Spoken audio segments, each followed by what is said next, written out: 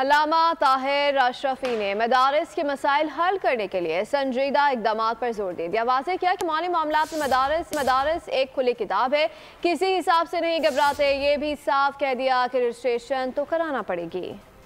मदारिस की रजिस्ट्रेशन पर कोई समझौता मुमकिन नहीं है। हाफिज ताहिर अशरफी ने दो टोक बता दिया। कहा, मदारिस के मामले पर कोई इख्तिलाफ नहीं, तहम वजारत तालीम से मुंसलिक मदारिस के खिलाफ मनफी कानून साजी नहीं चाहते। अल्लामा ताहिर अशरफी ने वाज़ेह किया कि मदारिस अपना ऑडिट भी करवाते हैं और मदारिस के हिसाबात सबके लिए खुले हैं। कोई चेक करना चाहे तो कर ले, कोई एतराज नहीं। ताहिर अशरफी ने खबरदार किया कि किसी भी आलमी क़ुव्वत को पाकिस्तान के निज़ाम में मुदाखलत का हक नहीं है और न ही कोई आलमी क़ुव्वत पाकिस्तान के मदारिस के निज़ाम में मुदाखलत कर सकती है। पैटफ के हवाले से मासी में भी मदारिस से कोई शिकायत न थी और न ही अब है। ये भी बता दिया कि गाली गलोच और इल्जाम तराशी से मदारिस के मसाइल हल नहीं होंगे।